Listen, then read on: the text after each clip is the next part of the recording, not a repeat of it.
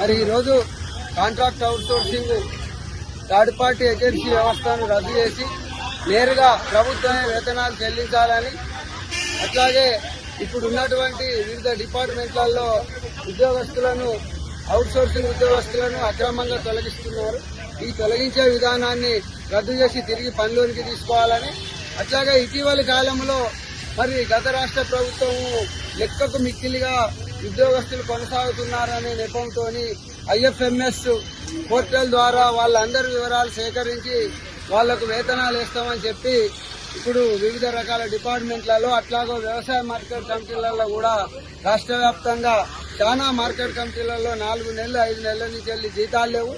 జీతాలు ఎందుకు ఇస్తలేరు అని అడిగితే ఐఎంఎఫ్ పోర్టల్లో వీళ్ళ యొక్క డీటెయిల్స్ అప్లోడ్ అవ్వట్లేదు, వీళ్ళకి ఆధార్ కార్డు కరెక్ట్ లేదనో, లేకపోతే వేతనముల వయస్సులో తేడా ఉన్నదనో, బ్యాంక్ అకౌంట్ తేడా ఉన్నదనే సాగుతోని ఆ యొక్క ఐఎంఎఫ్ఎల్ యొక్క పోర్టల్ సాంకేతిక లోపంతో కూడా దాన్ని అప్లోడ్ చేయకపోవడం వల్ల చాలా మంది ఈరోజు వేతనాలు పొందకుండా 4-5 నెలల కాడి నుంచి వెళ్ళి కడు దుర్భర జీవితాన్ని అనుభవిస్తూ ఉన్నారు.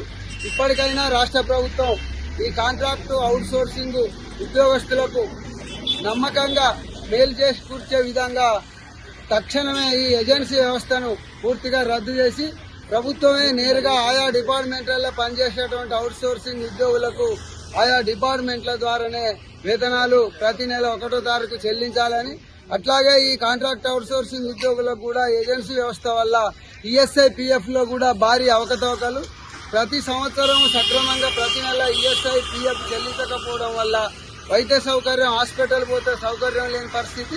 అట్లా పిఎఫ్లలో కూడా కొన్ని లక్షల పెనాల్టీలు కడితే తప్ప మళ్ళీ పిఎఫ్ సరిచేయలేక ఏజెన్సీ చేతులేసి చేయడం వల్ల ఆ యొక్క పిఎఫ్ నష్టపోయి భవిష్యత్తులో 10 సంవత్సరాలు సర్వీస్ చేసినా కూడా పెన్షన్ రాని పరిస్థితి ఉన్నది.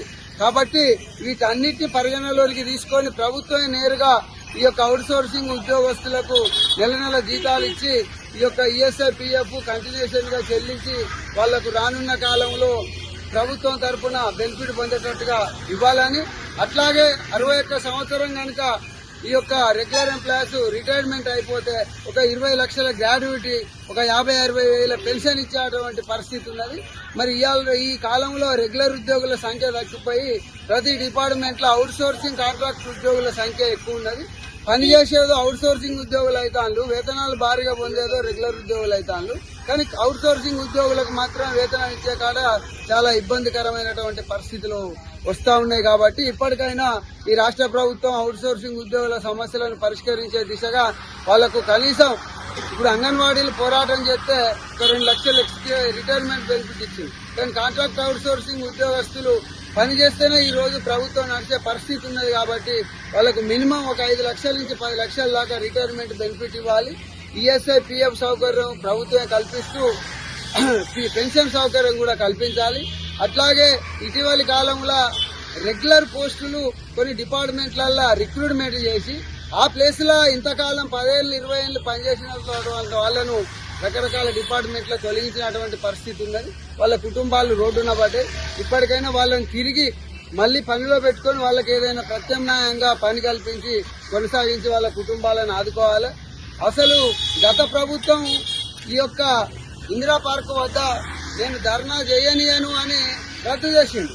కానీ ఈ కాంగ్రెస్ గవర్నమెంట్ వచ్చినాక ఈ ముఖ్యమంత్రి గారు ఇది ప్రజా ప్రభుత్వము, ప్రజల కోసం పనిచేసే ప్రభుత్వము, నియంత ప్రభుత్వం కాదు, ఉద్యోగులను కార్మికులను మేము బానిసలుగా చూడము, అందరినీ గౌరవిస్తాము, ఇది ప్రజాపాలన అని చెప్పి మేము నియంత గోడలు బద్దలు కొట్టామని ప్రకటించి ఇప్పుడు ఇక్కడ ధర్నా చేసుకుని మా యొక్క నిరసన, మా సమస్యలు ప్రభుత్వ దృష్టికి తీసుకుపోదామని అసెంబ్లీ జరిగే పరిస్థితులని మేము ధర్నా చేస్తామని నిర్ణయించుకుంటే ప్రభుత్వం పోలీసుల ద్వారా పర్మిషన్ ఇప్పించి ఇళ్లల్లో అరెస్ట్ చేయించడం, ఆయా పోలీస్ స్టేషన్ లో అరెస్ట్ చేయించడం, ఇక్కడికి వచ్చిన వాళ్ళని కూడా అరెస్ట్ చేయించి ఒక ద్వంద్వ విధానాన్ని పాటిస్తూ చాలా దుర్మార్గంగా వ్యవహరిస్తోంది. ఇట్లాంటి ప్రజాప్రభుత్వం పాలన పేరుతోని నియంతృత్వ పోకడలు పోయేది ఉంటే రానున్న కాలంలో కార్మిక వర్గం ఖచ్చితంగా దీన్ని నిలదీసి ఎదురు తిరుగుతారని తెలియజేస్తూ ఇప్పటికైనా అవుట్సోర్సింగ్ సమస్యలు పరిష్కరించాలని విజ్ఞప్తి చేస్తా ఉన్నాం.